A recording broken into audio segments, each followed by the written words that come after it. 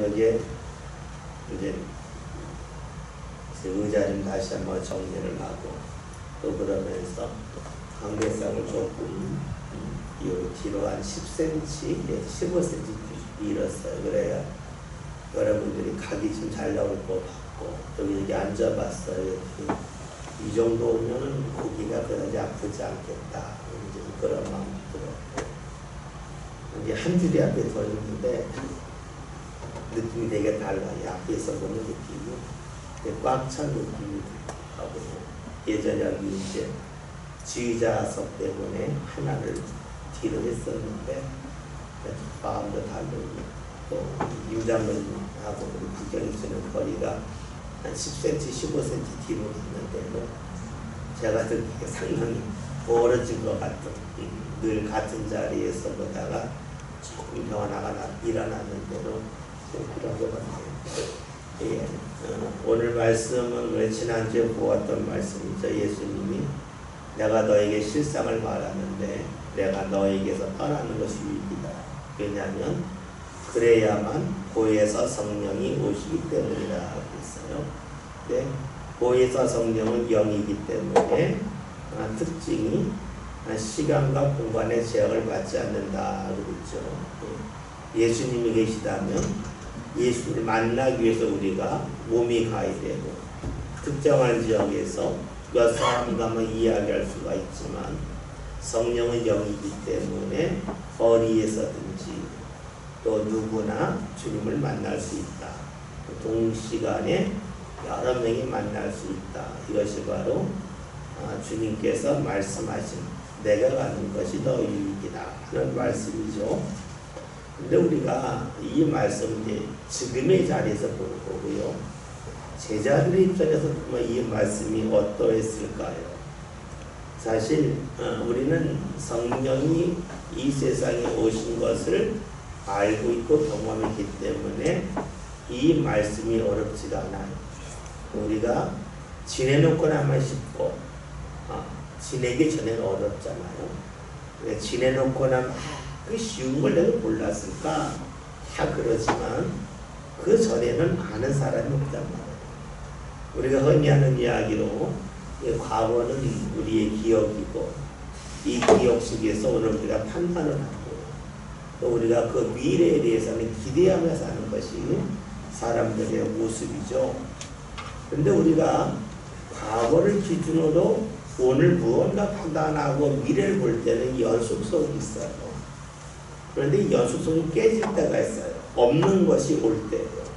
즉 성령의 과거로부터 사람들이 충분히 경험하고 또 알고 있는 것이라면 성령이 오시는 것이 유익하다는 말을 쉽게 받아들일 수가 있는데 구약시대에 보면 성령은 특정한 때에 특정한 사람에게 일시적으로 임했어요. 늘 임한 게 아니라는 거죠. 그러게 사람들이 하나님의 영에 대해서 제대로 알지를 못했다는 거예요. 근데 주님이 하시는 말씀이 성령이 오면 너희가 유익하다 하는 말씀을 하시니까 제자들이 볼 때에는 받아들이기 어려운 거예요. 또 하나는 제자들이 예수님을 바라보는 눈이 지금 예수님이 십자가 아직 지신 게 아니잖아요. 예수님이 예루살렘에 들어가실 때에 사람들이 환호했어요. 이것이 요한복음 12장이에요. 요한복음 11장에서는 우리가 잘 아는 것처럼 예수님께서 죽은 나사로를 살리셨어요. 그리고 그 앞에 10장에서 예수님이 선한 목자에 관한 말씀하셨고 그 앞에 9장에서는 예수님이 나면서부터 맹이 된 사람을 실로암에 가서 눈을 씻게 함을 통해서 낫게 하셨어요. 그러니까 제자들이 볼 때에는 예수님은 뭐든지 하실 수 있는 분이요 또 사람들에게 환영을 받는 분이요 그러기에 사람들이 볼 때에 제자들이 볼 때에 예수님보다 더 능력 있는 분은 없다고 철저하게 믿고 있을 때예요. 우리를 말하면 세상에서 가장 좋은 곳을 가까이 한다고 여길 때의 모습이 지금 제자들의 모습이에요. 그런데 예수님 하신 말씀이 내가 떠나는 것이 유익이다 하는 것은 오늘 우리로 본다면 내가 가장 귀하게 여기는 어떤 일이 있거나 어떤 사람이 있거나 어떤 직장이 있는데 그 일이 없어지는 거예요. 그런데 주님이 주신 말씀, 이게 없어지는 것이 너에게 유익이라는 말과 같아요. 천천병력과 같죠. 생각해 보세요. 여러분이 사업을 하고 있는데 가장 큰 거래처가 있는데 이 거래처가 외국으로 이전한대요. 더 이상 거래할 수 없대요. 그럼 우리는 이거 어떻게 사나? 뭐 그럴 거 아니에요? 그런데 주님이 주실 말씀이 이게 너에게 유익이다 하는 거예요. 우리가 이 말씀을 읽을 때에 그냥 글자로만 읽는 것이 아니라 오늘 우리 상황에 두고 보면 제자들이 이 말씀을 받아들이기가 얼마나 어려웠을지에 대해 충분히 알 수가 있어요. 그런데 주님이 하시는 말씀은 네가 가장 중요하게 여긴 대상이 없어지는 게 유익이라고 말씀하시는 거예요. 왜냐? 그것이 없어지고 나면 더 좋은 것이 온다는 거예요. 예수님이 떠나는 것이 유익이다. 왜? 예수님이 떠나가야만 예수님이 가서 보혜사 성령을 너에게 보내시기 때문에 그것이 유익이라는 거예요. 우리에게 적용하면 내가 가장 크게 믿고 의지했던 대상이 없어지는데 주님이 하시는 말씀이 이게 너에게 유익하다는 거예요. 어렵죠? 근데 우리 이 말씀을 일반에서 보면 이렇게 볼 수가 있어요. 우리는 무언가 잃어버릴 때에, 상실할 때에 괴로움이 굉장히 커요. 그런데 주님은 너의 삶이 무언가 없어지지만 그 다음에 더 좋은 것을 너희에게 허락한다는 것이 바로 주님의 역사예요. 우리가 요한복음 읽을 때 첫 번째 나와 있는 표적, 7가지 표적이 있는데 첫 번째 표적이 가나 혼인잔치에서 일어났던 표적이잖아요. 포도주가 떨어졌는데 물이 변하여 포도주가 되는 역사가 나타났죠. 그때 나중에 사람들이 하는 이야기가 너희는 처음보다 더 좋은 것을 나중에 내놓았다 그러는 거예요. 무엇을 말하냐면 잔치집에서 술을 대접할 때에 처음에 마시는 걸 대접하고 나면 어느 정도가 지나면 취기가 도니까 맛에 대한 분별이 떨어지잖아요. 그러니까 좋은 것을 주고 나중에 안 좋은 것을 사람들이 알지 못한다는 거죠. 근데 가나 혼인잔치는 거꾸로 처음보다 나중에 더 좋은 것이 나왔다는 거예요. 이것을 우리가 성경적으로 익혀볼 수가 있어요. 처음 구약의 말씀, 예수님이 오시기 전에 하나님이 베푸신 일도 좋았지만 예수님이 오신 다음에 더 좋은 일이 일어났다고 하는 성경 전체적인 것을 해석해주는 표적으로 볼 수가 있어요. 그런데 이런 표적은 주님께서 내가 왔다 하는 것을 과거의 사건으로만 보여준다면 이것은 역사책이 돼요. 근데 주님께서 이것을 보여주신 것은 너희의 삶도 처음보다 나중에 더 나아진다고 하는 것을 알려주고 계신 겁니다. 요한복음 6장에 보면 예수님 표적에 나오죠. 오병이어가 나와요. 먹을 것이 없었어요. 사람들이 너무 힘들다 그래요. 먹을 것이 있을 때가 났는데 먹을 것이 떨어졌는데 그러는데 주님께서 오병이의 역사를 일으켜주셨어요. 주님과 함께 했더니 처음보다 나중에 더 좋아졌어요. 그 사건 후에 예수님께서 제자들에게 배를 타고 건너편으로 가라 그러고 제자들만 가고 예수님 기도하시다가 제자들 풍랑을 만나니까 예수님이 걸어오셔서 그 바다를 잔잔케 해주시고 제자들과 함께 건너편으로 건너가시잖아요. 그러고 나서의 사람들이 예수님을 찾으러 옵니다. 왜냐하면 예수님께서 놀라운 표적을 일으키셨기 때문에 예수를 만나면 먹을 것은 해결된다, 경제적인 문제 해결된다 하는 마음을 갖고 왔어요. 근데 예수님이 그때 하신 말씀이 너희는 눈에 보이는 양식에 매달렸지만 내가 너에게 정말로 줄 말이 있는데 내가 생명의 양식이라고 말씀하세요. 예수님은 더 좋은 것을 계속해서 그들에게 알게 하시고 깨닫게 하셨습니다. 주님이 우리에게 허락하시는 것은 지금보다 앞이 더 좋습니다. 그런데 여기에 전제 조건이 있어요. 뭐냐면 시간이 지나갔기 때문에 더 좋아지는 게 아니라 주님과 함께 했기 때문에 더 좋아진다는 것이 성경의 핵심 내용이에요. 포도주가 없지만 주님이 함께 하시는 가운데 더 좋은 포도주가 나왔고, 먹을 것이 없었지만 주님이 함께 하시는 가운데 먹을 것이 넘쳐났고, 주님이 함께 하시는 가운데 육신의 양식에 매달리지 않고 생명의 양식이 무엇인지 알게 하시는 일이 나타났습니다. 우리 옛말에 이런 말이 있어요. 개똥밭을 불러도 이승이 저승보다 낫다 하는 말이 있어요. 이 말의 원래 뜻은 이런 거죠. 함부로 너희 생명을 해하지 말라는 거죠. 네가 개똥밭을 불러도 네 몸에 똥이 막 묻어있어.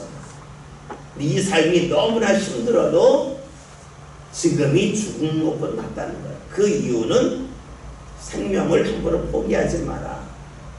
지금 뭔가 좋은 게 있다는 것을 알려주기 위함이죠. 그런데 그 말은 저승을 가보고 한 말은 아니에요. 우리로 말하면 죽음 후의 일을 보고 한 말은 아닙니다. 여러분, 주님께서 우리에게 주시는 말씀은 오늘이 내일보다 낫다는 거예요. 주님이 함께할 때에. 그러하다면 오늘이 내 삶의 맨 마지막 날일 수 있죠. 근데 내일이 낫다 그러면 무슨 말이 돼요? 내가 지금 고통 중에 죽지만 죽음 후에 더 좋은 것이 있다는 말씀으로 자연스럽게 이어집니다. 우리가 예수를 믿는다는 그 신앙은 무엇을 말할까요? 그것은 우리가 과거에 언제가 좋았다, 여기에 매달리지 말라는 거예요. 제자를 볼 때에 성령을 받기 전에 이렇게 생각할 수 있어요. 예수님이 안 계시고 성령을 받기 전에 그 사이에 예수님이 계실 때가 좋았는데, 과거가 더 좋았는데 이럴 수 있잖아요.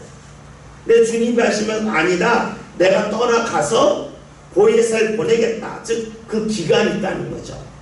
그 기간이 지나고 나면 성령이 임함을 통해서 예수님이 세상에 계실 때보다 더 좋은 일이 너에게 일어날 거라고 말씀하셨습니다. 우리가 신앙생활을 한다고 하는 것은 단지 죽어서 천국 간다 하는데 있지 않습니다. 많은 분들이 신앙이 죽어서 천국 가는 것 빼면 뭐가 좋습니까? 라고 말합니다. 그러면 우리가 물어봐야 돼요. 그러면 예수 언제 믿는 게 좋은 거예요? 죽기 전에 믿는 게 좋은 거예요. 죽기 전에 믿는 게 좋은 거예요. 왜요? 믿으면 천국 가니까 마음껏 즐기다가 죽기 전에 가면 좋지, 이렇게 말할 수 있어요. 그러면 또 간혹 이렇게 말해요. 네가 언제 죽을지 어떻게 알아? 5분에 죽을지 1분에 죽을지 어떻게 알아? 그러니까 지금 믿어야지, 이렇게 말 같은 걸 할 수도 있어요. 근데 그것은 우리가 천국이라고 하는 어떠한 특정한 때의 삶을 맞추기 때문인 거예요. 근데 성경이 우리에게 주신 말씀은 예수님이 계셨다가 떠나는 것이 더 유익이다. 너에게 가장 의지하고 좋았던 것이 없어지지만 주님이 성령을 보내시듯이 더 좋은 것을 우리에게 허락하시기 때문에 시간이 지나면 지날수록 삶이 더 유익하다 하는 것을 말씀하고 있습니다. 오늘 우리 살면서 무엇인가 상실감을 느낄 때가 있습니다. 그런데 무언가 상실감을 느끼지 않을 사람은 아무도 없지만 그 상실감 후에 주께서 우리에게 주시는 은혜가 있다는 거예요. 예수님이 세상에 계시지 않아서 상실감을 느꼈지만 그 후에 성령이 오셔서 그들에게 더 좋은 것을 경험케 하셨듯이 주께서 오늘 우리들 삶 가운데로 그렇게 하신다는 겁니다. 이것을 내가 받아들이냐에 따라서 예수님을 본 사람이 될 수도 있고 예수님을 경험한 사람이 될 수 있습니다. 여러분, 신앙은 예수님을 보았다는 데 있지 않습니다. 예수님을 경험했다는 데 있습니다. 그러면 왜 예수님이 떠나서 그 후에 보혜사 성령이 오시면 그 제자들이 믿음의 사람들이 유익해져가나요? 말씀을 해주셔요. 8절에는 말씀을 함께 봅니다. 다 같이 보겠습니다. 그가 와서 주에 대하여 이에 대하여 심판에 대하여 세상을 책망하시리라. 아멘. 성령이 임했을 때 일하는 일이 뭐냐면 죄가 무엇인지, 의가 무엇인지, 심판이 무엇인지에 대하여 책망해 주신다. 즉 알려주신다는 거예요. 그러면 성령이 임하기 전에 사람이 죄가 뭔지 몰랐을까? 의가 무엇인지 몰랐을까? 심판이 무엇인지 몰랐을까? 하는 겁니다. 아니죠. 성령을 받기 전에도 사람들 죄가 뭔지 알아요. 의가 뭔지 알아요. 심판이 뭔지 알아요. 그런데 성령이 오면 그 아는 것이 달라진다는 거예요. 다시 말하면 의의 죄에 대하여 보는 눈높이가 달라진다는 거예요. 의에 대해서 보는 눈높이가 달라지고 심판에 대하여 보는 눈높이가 달라진다는 거예요. 그래서 성령이 오셨을 때 특징이 뭐냐면 그것은 우리의 삶의 눈높이가 달라진다 하는 거예요. 눈높이가 달라진다고 하는 것은 우리가 어떤 것을 볼 때에 나의 눈, 이 육체의 눈의 높이가 달라진다 그런 뜻은 아니죠. 뭐예요? 내 생각과 마음이 수준이 달라지니까 눈높이가 달라진다 하는 것이 됩니다. 오늘 8절에 있는 말씀을 사번역 성경에서는 이렇게 표현해요. 그가 오시면, 즉 성령이 오시면 죄와 의와 심판에 관한 세상의 그릇된 생각을 굳어 바로잡아 주실 것이다. 성령이 하신 게 뭐냐? 우리가 무언가 바라볼 때에 우리의 생각을 바로잡아 주신다. 눈높이를 더 높여주셔서 더 정확하게 보게 하여 주신다는 겁니다. 그럼 우리가 예수를 믿었다, 성령을 받았다, 이게 같은 말이죠. 왜냐하면 우리가 잘 알고 있듯이 고린도전서 12장 3절에서 성령이 아니고는 예수를 그리스도로 고백할 자가 아무도 없다고 그러는 거예요. 그러니까 예수님이 지금 육체를 갖고 이 세상에 계시지 않는 이 시대에 예수님을 믿는다고 하는 것은 성령이 함께해야만 가능하다고 하는 것을 성경이 말씀해 주고 있잖아요. 따라서 우리가 예수를 믿는다고 하는 것은 그 전제가 성령을 받았다는 것이 되겠죠. 근데 성령을 받았다고 하는 것은 무엇을 말하냐면 우리의 눈높이가 달라졌다는 거예요. 우리는 예수를 믿었다 하면 내 소유가 달라지는 것을 먼저 생각해요. 그래서 성경은 그렇게 말씀하지 않아요. 예수 믿지만 소유가 달라지는 것이 아니라 너희의 눈높이가 달라진다라고 말씀하고 있습니다. 다시 말하면 수준이 달라진다는 것이죠. 생각해 봅시다. 멋진 그림이 있습니다. 그림을 보고 그림에 대해서 전혀 알지 못하는 사람은 누가 종이 위에다가 물감으로 낙서했다가 돼요. 그냥 지나치는 거예요. 근데 그림을 볼 줄 아는 사람은 그 그림을 보면서 감동을 합니다. 마음이 뿌듯해지고 삶의 무언가 느낌을 기억을 합니다. 이것이 뭐 대단한 일일까? 우리가 이렇게 질문할 수가 있어요. 여러분, 우리가 돈을 왜 봅니까? 제일 먼저 먹고 살려고 돈을 버는 거예요. 그 다음에 돈을 벌어서 하고 싶은 것을 하기 위한, 그렇죠? 돈을 버는 목적은 첫째는 먹고 살기 위해서, 두 번째로는 하고 싶은 걸 하기 위해서 돈을 버는 거예요. 근데 하고 싶은 걸 한다고 하는 것은 사람에게 즐거움을 주는 거예요. 하고 싶은 걸 하지 못하면 사람은 답답하고, 하고 싶은 걸 하면 사람은 기분이 좋아지잖아요.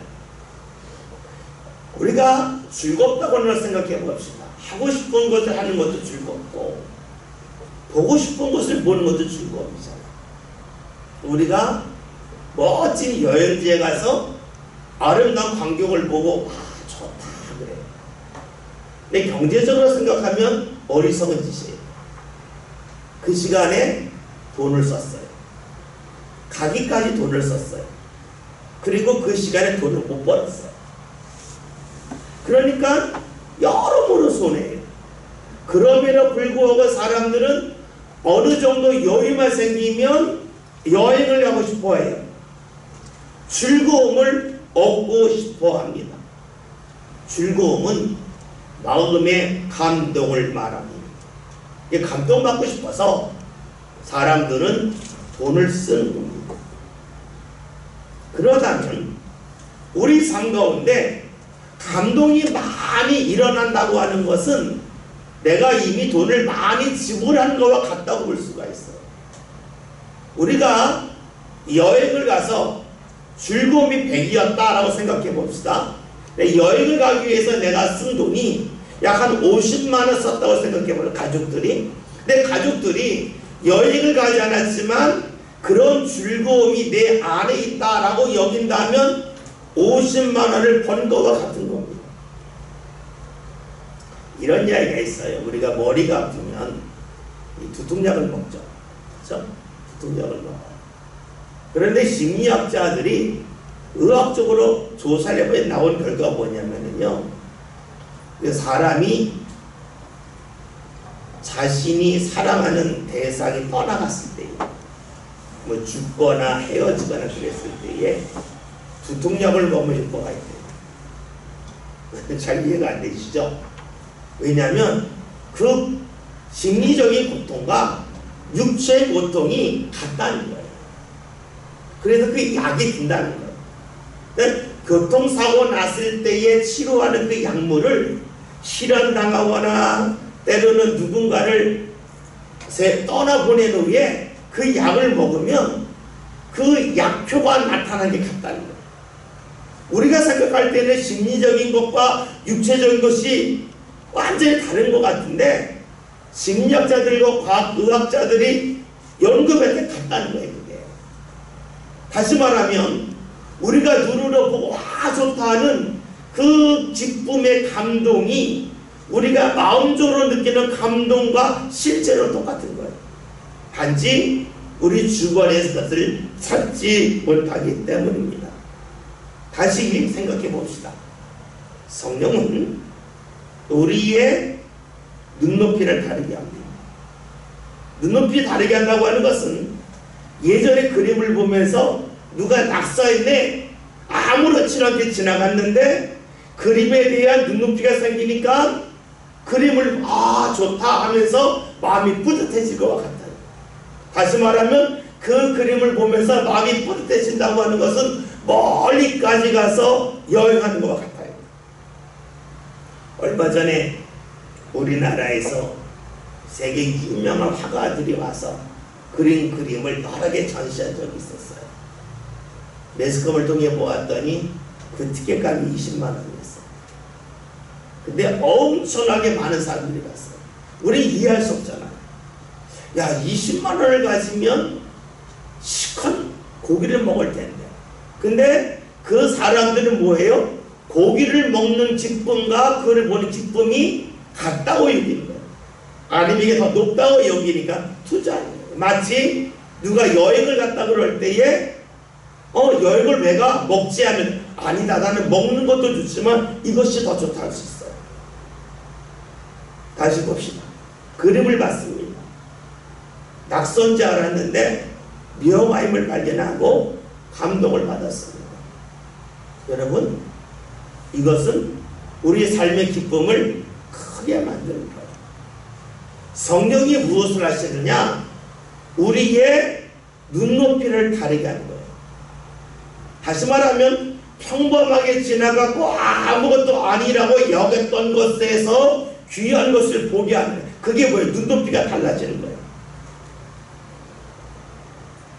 우리가 음식점에 갈 때가 있잖아요. 백종원 씨가 이런 얘기를 하더라고요. 자신이 맨 처음에 음식점을 냈는데 사람들이 그렇게 욕을 합니다. 왜 욕을 하냐면 이 돈을 내고 들어갔는데 오래 기다리고 그러니까 화를 냅니다. 그래서 자신이 어떻게 하면 좋을까 하다가 쌈밥집을 하면서 음식값을 확 내렸대요. 대규모 어떻게 하니까 음식값이 떨어졌나 봐요. 사람들이 한참 기다려서 왔는데도 불구하고 화를 내는 사람이 없더라는 거예요. 왜냐? 우리 식으로 말하면 예전에는 10,000원을 내고 10,000원어치 먹는데 기다리니까 화가 났는데, 지금 10,000원 냈고 음식점에 갔는데 자신들이 다른 데서 먹는 것은 15,000원, 20,000원어치 정도를 먹었다는 거예요. 그러니까 사람들이 좋아하고 기뻐하고 감사들은 똑같이 기다렸는데 똑같은 돈을 내고 먹는데도 불구하고 예전에 화를 내고 지금은 기뻐하더라고요. 그래서 장사 이렇게 하는 거구나 하는 걸 알았다는 거예요. 봅시다. 10,000원을 냈는데 내가 8,000원어치 대접을 받았다면 화가 나요. 내가 10,000원을 지불했는데 15,000원어치, 20,000원어치 대접을 받았다면 기뻐요. 다시 봅시다. 10,000원을 내고 식당에 갔는데 컵에다가 물을 주는데 플라스틱 컵에다가 줘요. 그리고 갖다 먹으라고 해요. 아무 말 못해. 10,000원짜리 먹으면서 뭘 서비스 기대하겠어. 그런데 10,000원짜리 먹는데 좋은 사기컵에다가 스텐 주전자리가 수윤이 따라줘요. 앞이 깔끔해요. 그럼 여러분 어때요? 똑같은 음식을 먹었는데 좋다, 기쁘다, 고맙다는 마음이 들죠? 그 기쁜 거예요. 내가 같은 것을 지불했는데 나에게 오는 서비스가 달라지면 우리 거기서 기뻐하고 즐거워요. 신앙이 그거예요. 같은 일을 경험했는데 그 속에 감동이 있고 그 속에 감사가 있는 거예요. 그것이 바로 성령이 우리에게 하시는 일이에요. 우리 성령이 임하면, 주님이 함께하면 내 벌이가 달라지고 내 환경이 달라진다고 생각하는데 성경은 그렇게 말씀하는 게 아니에요. 네가 달라진다는 거예요. 너의 눈높이가 올라간다는 거예요. 그러니까 똑같은 걸 봤는데 기쁘고 즐겁고 감사한 거예요. 아이들이 있어요. 아이들이 막 뛰어다니면 막 귀찮아요. 아니 시골에 왜 뛰어다녀? 그러는데 눈높이가 달라지면 우리 애 정말 건강하네, 씩씩하네, 이렇게 보면 감사가 돼요. 똑같은 애예요. 근데 보는 눈높이가 달라져. 이것이 사람이 노력으로 되는 것이 아니라 성령이 함께함을 통하여 나타난다는 거예요. 이것이 좀 더 확대되면 우리 이렇게 볼 수가 있어요. 내가 죄인인데 왜 주님이 나와 함께 하시지? 나 같으면 나 같은 사람 버릴 텐데 주님은 나와 함께 하시네, 감사하네. 이게 바로 성령이 우리에게 임했을 때 일어나는 일이에요. 똑같아요. 그런데 내가 보는 눈높이가 달라지는 거예요. 눈높이가 달라지니까 삶 가운데 감사하는 부분이 달라져요. 똑같은 일을 만났지만 분노하지 않고 그 속에서 주님의 인도하심을 소망해. 이것이 바로 성령이 하시는 일. 오늘 말씀 보면 죄에 대해서, 의에 대해서 심판에 책망하신다, 그를 보는 눈이 달라진다 하는 것을 말씀하고 계셔요. 이제 9절 볼까요? 다 같이 봅니다.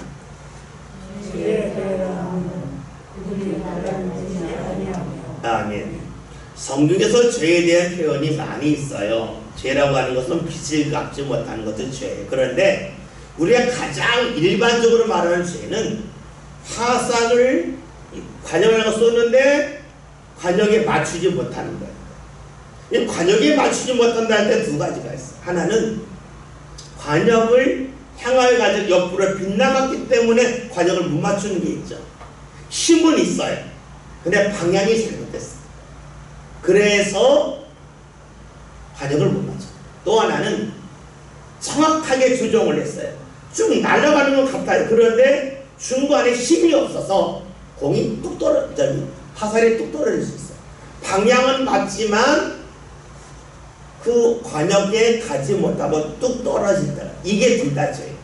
우리가 그리 주의하면 비껴가는 것만 말해요. 그런데 두 가지, 하나는 비껴갔다, 하나는 도달하지 못했다.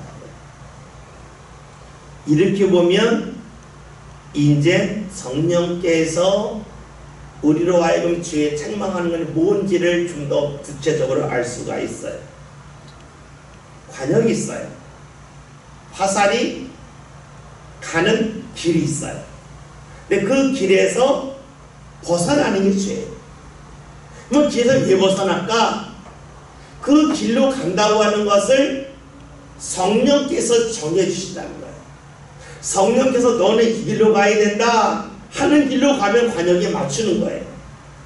근데 우리가 기억해야 될 것은 하나님은 각 사람을 다 다르게 창조하셨다는 거예요. 똑같은 사람이 하나도 없어요. 똑같은 사람이 하나도 없이 창조하신 이유는 각 사람마다 가는 길이 다 다르다는 거예요. 우리가 노래를 한다 할지라도 음색이 다르고 내가 고음 낼 수 있는 범위, 저음을 낼 수 있는 범위가 다 다르잖아요.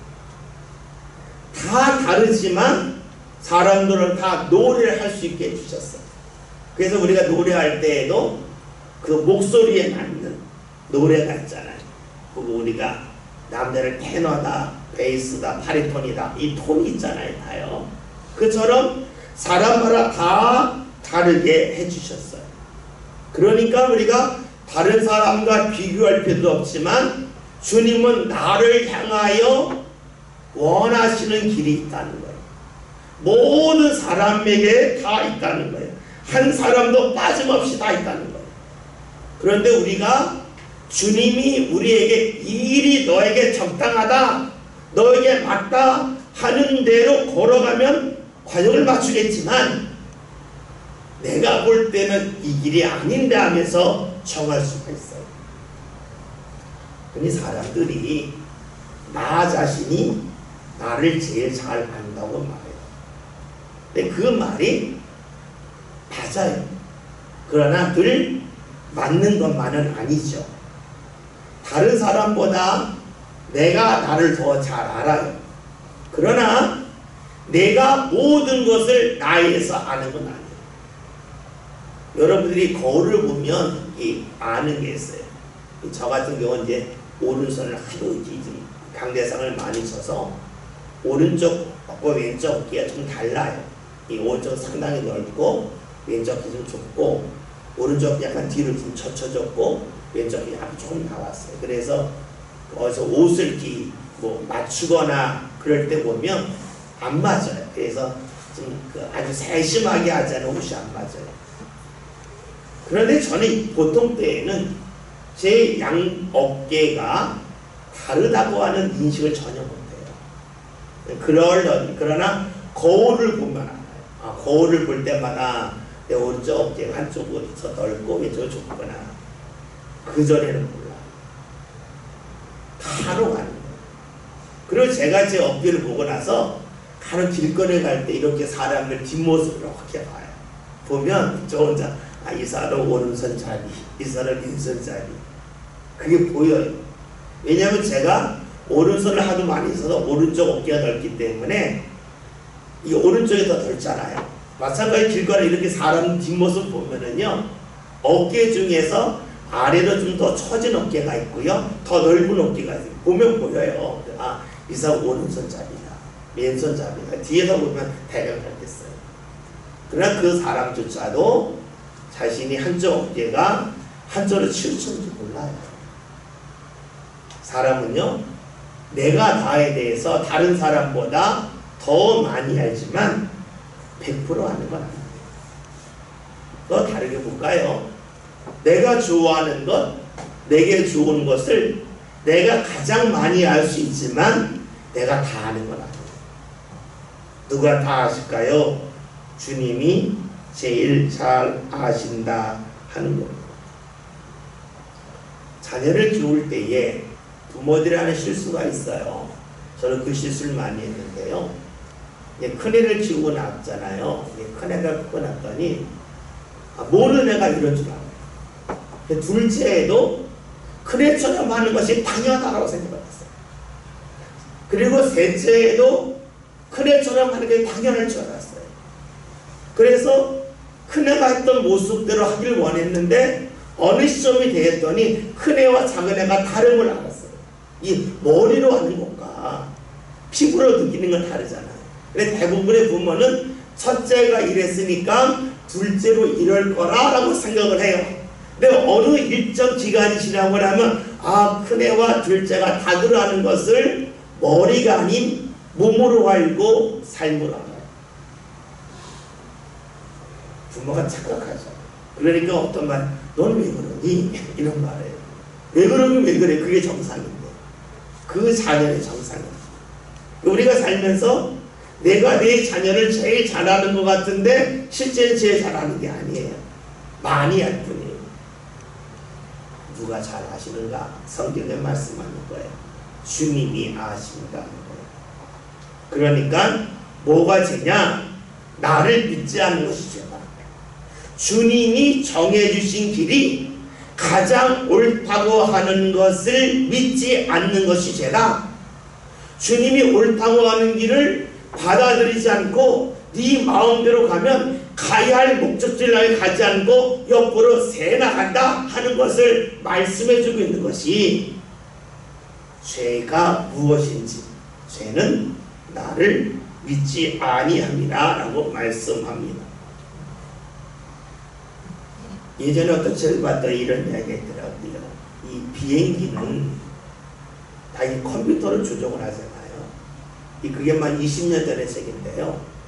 이런 이야기를 하더라고요. 비행기 조종사가 할 일이 아무것도 없대요. 이륙만 하고 나면 알아 다 간대요. 그럼에도 불구하고 조종사가 필요한 이유는 비행기는 원래 딱 조작한 대로 움직이면 가지만 비행기가 가는 그 시간 동안에 바람이 분다는 거예요. 이렇게. 그 바람이 비행기에 영향을 미칠 때가 있고 영향을 미치지 않을 때가 있는데 간혹 영향을 미칠 때가 있대요. 우리가 활을 쏠 때에도 힘있게 쏘면 원래 이렇게 쭉 나가지만 바람이 어느 강도가 불면 나가는 화살이 영향을 조금 옆으로 휘어지잖아요. 그처럼 휜다는 거예요. 비행기도. 그러면은 조종사가 아닌 게 뭐냐면 가다가 중간마다 항로대로 가나 안 가나 하면 어떻게 해요? 조금 틀어서 다시 항로로 오게끔 하는 일을 하는 것이 조종사가 하는 일이라는 거예요. 물론 다른 일도 있지만 가장 주된 임무는 비행기가 쭉 날아가다가 바람이 불 때에 항로에서 조금 이탈하면 그것을 다시 잡는 일을 하는 것이 바로 조종사가 하는 일이라 하는 것이죠. 신앙으로 산다고 하는 것은 주님의 뜻대로 쭉 알면서 가다가 이것이 내가 제대로 가는 건가? 주님이 정해주신 길이 맞는데 하면서 주님 앞에 묻으면서 다시 조정해 나가는 것이 바로 신앙이고, 그렇게 할 때에 가야 할 길을 가고 가야 할 길을 갈 때에 죄를 범하지 아니한다고 예수님이 말씀하고 계신 것이죠. 죄에 대해서 말씀드리면서 하나는 관역을 향하여 가다가 옆으로 빗나가는 거라고 그랬고, 두 번째는 관역을 향해 정확히 날아가지만 중간에 떨어지는 거다, 멈추는 거라 그랬습니다. 이것은 무엇을 말하냐면 우리가 신앙생활 할 때에 열심의 정도로 보면 좋을 겁니다. 열심의 방향은 맞는데 이 정도에다가 멈추면 되겠지 할 때가 있다는 거예요. 근데 주님은 때로는 우리가 열심 이 정도면 됐지 할 때보다 더 해야 된다 할 때가 있다는 거죠. 그래서 관역을 향해 떨어지지 않고 관역까지 딱 가기를 원하신다 하는 겁니다. 다시 말하면 충분함에 대한 판단, 결정을 내가 하는 것이 아니라 주님이 하게끔 하는 것이 바로 주를 믿는 것이고, 그러할 때에 죄를 범하지 아니한다 라고 말씀하고 있습니다. 믿음이라고 하는 것은 가야 할 길을 가는 겁니다. 그리고 중간에서 멈추지 않는 겁니다. 근데 이것을 정하는 것이 내가 아니라 주님에게 있음을 믿는 것이 바로 믿음입니다. 믿음은 내가 입으로 주님을 크게 불렀다고 해서 있는 것도 아니고, 내가 입술로 주님을 조그맣게 부른다고 해서 믿음이 없는 것도 아니에요. 믿음은 주님이 원하시는 길을, 주님이 원하시는 열심을 갖고 가는 것이 되겠지요. 아까 말씀드리겠습니다. 관역을 향해 가다가 열심의 정도를 주님이 정한다고 그랬어요. 열심의 정도를 할 때에 내가 이 정도면 됐다 할 때 아니라 너 더 열심히 해야 된다 할 수도 있어요. 반대일 수도 있어요. 주님, 저는 왜 이 정도밖에 열심을 내지 못합니까? 할 수도 있어요. 그런데 주님은 아니다, 너는 충분히 했다 할 수 있어요. 왜요? 열심에 대한 기준을 내가 잡는 게 아니라 주님이 잡을 수도 있어요. 관역을 향해 가는데 내가 볼 때에는 이 사람이 앞으로 보는 거리는 잘 모르잖아요. 여러분 바닷가에 가서 저 앞에 바위가 있고 섬이 있으면 가까운 것 같은데 실제로 보이잖아요. 앞거리를 우리가 잡기가 어려워요. 마찬가지로 내가 멀다고 느꼈지만 주님은 아니다, 가까이 있다고 말씀하실 수도 있고, 내가 가까이 있다고 하지만 멀 수도 있어요. 그러니까 열심을 내가 냈지만 너 열심 더 내야 된다 할 수도 있고요. 주님, 제가 열심히 너무 없네 하지만 아니다, 너는 열심 충분히 냈다라고 할 수 있어요. 우리가 이제 교회 예배 참석할 때는 그렇잖아요. 내가 이 정도면 냈지 하지만 아니다, 너는 더 열심히 해야 할 수 있고, 주님 제가 이 정도밖에 못한다 어떡하죠? 아니다, 너는 충분히 했다 라고도 말씀할 수 있어요. 이것이 예배일 때도 있고 헌신일 때도 있고 모든 부분에서 그렇죠. 우리가 죄에 대해서라고 하는 것을 주님이 나를 믿지 않습니다. 나를 믿지 않는다고 하는 것은 내가 결정한 것을 네가 믿지 않는다는 거다. 내가 정한 것을 믿지 않는다는 거다. 내가 정한 방향과 내가 정한 열심을 네가 믿지 않고 네가 정한 것이 죄다 라고 주께서 말씀하시는 거고, 그것을 우리가 받아들일 때에 믿음이라고 볼 수가 있겠죠. 10절을 함께 보면, 위에 대하여는 내가 아버지께로 가니 너희가 다시 나를 보지 못하며. 아멘. 네. 말씀이 되게 어렵죠. 무엇이 의냐? 내가 하나님께 간다. 근데 너희가 나를 보지 못하는 게 의다. 너무 어려워요. 사실 제가 요한복음을 읽을 때에 제일 어렵게 읽는 말씀이 바로 이 말씀이에요. 죄에 대해서는 좀 알겠는데 의에 대해서 너무 어려워요. 근데 이 말씀을 이렇게 봅시다. 예수님이 제자들 앞에 보이다가 예수님이 안 보여요. 왜? 하나님 앞에 갔어요. 근데 그게 의라는 거예요. 보였는데 안 보였어요. 보인다고 하는 건 다른 말로 하면 아는데 모르게 되었어요. 그게 의라는 거예요. 예수님을 내가 원하는 것을 봅시다. 내가 원하는 것이 눈에 보였어요. 근데 어느 순간에 안 보여요. 그러면 우리는 화가 나잖아요. 보세요. 예수님이 계시다가 하나님 앞에 갔어요. 안 보여요. 그런데 제자들이 예수님 하나님 앞에 가는 자까지 어떻게 알아요? 안 보이는 거지. 그렇잖아요? 예수님이 말씀하신 내가 아버지께 간다 하셨지만 제자들의 눈으로 볼 때는 그게 안 보이잖아요. 보이다가 안 보여요. 좋은 것이 있었는데 없어졌어요. 그러면 한탄해야 되는데 이게 의라는 거예요.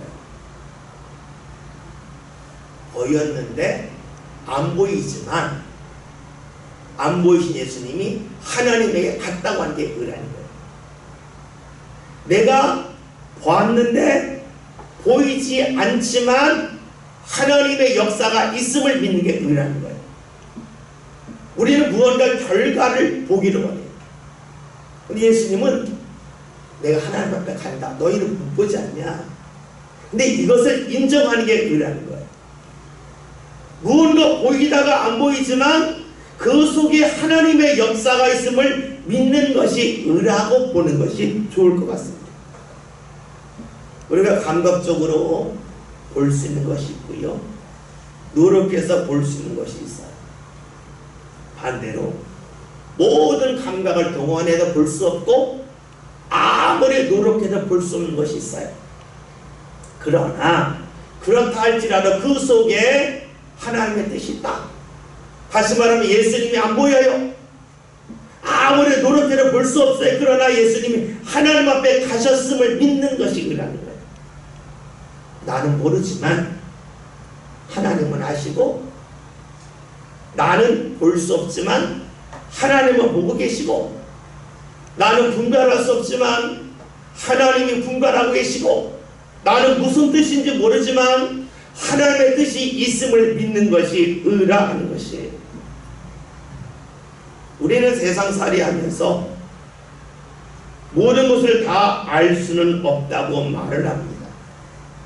그러면서도 알 수 없으면 왜 이래 그럽니다. 참 희한하죠.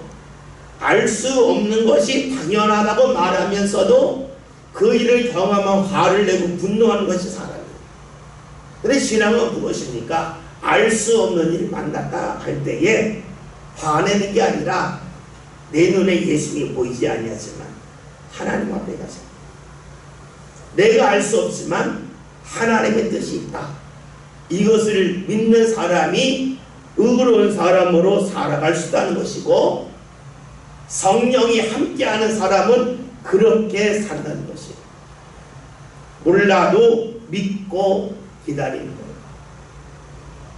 우리가 살면서 사람이 가장 빠지기 쉬운 욕심이 이거죠. 내가 뭘 하겠다는 거예요. 내가 무언가 완성하겠다는 거예요. 이 욕심이 누구에게나 있어요. 근데 성경에서는 말해요. 그렇게 하지 말라는 거예요. 그렇게 할 수 있는 사람은 아무도 없다는 거예요. 다윗을 보세요. 성전을 짓지 못하잖아요. 그러나 성전 짓는 일에 참여하기 위해서 준비하잖아요. 이것이 신앙이에요. 내가 완성하려고 하는 것이 아니에요. 봅시다. 여러분 자녀를 보면서 내가 무언가 줬으면 좋잖아요. 내가 살아있는 영혼 동안에 자녀들에게 좋은 직장 하나 얹혀주고, 또 돈이 있으면 건물 하나 주고, 또 내가 기업을 하면 기업차 하나 불러주고, 먹고 살 거 걱정 없겠다, 뭐 이런 마음 들잖아요. 주고 나면 어떨까요? 야, 이 일이 잘 될까? 내가 이 사업을 물려줬는데 좋은 거래처만 연결시켜줘야지, 그래야 내가 편안하지, 뭐 이런 마음 드는 거 아니에요? 사람의 욕심은요, 기대는 끝도 없어요. 완성이 있을 수 없어요. 그래서 성경은 말씀하는 거예요. 완성하려고 하지 마라. 미완성도 괜찮다. 주님이 하고 계심을 믿어라. 이것이 의로운 사람의 특징이고, 이런 사람이 바로 성령 받은 사람이라는 거고, 예수 믿는 사람이라는 거예요. 예수 믿는 사람은 내 눈은 무언가 보았기 때문에 만족하는 게 아니에요. 내가 보지 못하지만 예수님이 하나님에게 갔음을 믿는 거예요. 내가 보지 못하지만 하나님이 무언가 행하심을 믿는 거예요. 이것이 바로 의롭게 사는 사람이에요. 우리가 의롭게 산다는 것이 착한 일을 하고, 누구에게 좋게 대하고 호감 있게 살고, 거기서 멈추는 게 아니라 보이지 않아도 하나님이 일하신다. 내가 알 수 없어도 하나님은 무언가 행하고 계시다. 이것을 믿는 것이 바로 의라하는 거지요. 그것을 우리가 노력해서 알게 되는 게 아니라 성령이 임하게 되면 보혜사가 우리에게 다가오시면 자연스럽게 그러게 된다는 거예요. 우리가 왜 신앙생활을 해야 될까요? 신앙생활함을 통해서 우리가 어디로 가야 할지 내가 알지 못해도 주님께 맡길 수가 있고, 무언가 미완성을 할지라도 거기에 들어가지 않고 보는 눈높이가 달라져서 기쁨으로 보지 않았던 걸 기쁨으로 보고, 감사하지 못했던 데를 감사하고, 이렇게 살 수 있도록 인도해 주는 은혜가 넘치는 것이 신앙이요 성령의 역사요. 그리고 그런 일을 하는 사람들이 죽을 때에도 천국을 소망하고 천국을 바라볼 수가 있죠. 저와 여러분이 성령이 함께 하심을 통해서 삶 가운데 주의 인도하심을 소망하고, 내가 알지 못해도 주님이 하신다는 믿음 가운데 살아가심으로 삶의 감사와 기쁨이 가득할 수 있기를 바라겠습니다. 기도합니다. 주님, 성령이 함께 하시면 우리의 눈높이가 달라지는데, 저희가 정말로 주를 믿고 성령의 인도함이 넘쳐나서 삶의 눈높이가 달라지게 하여 주옵소서. 같은 것을 보았지만 기뻐할 줄 알고 감사할 줄 알고 즐거워할 줄 알아서 우리의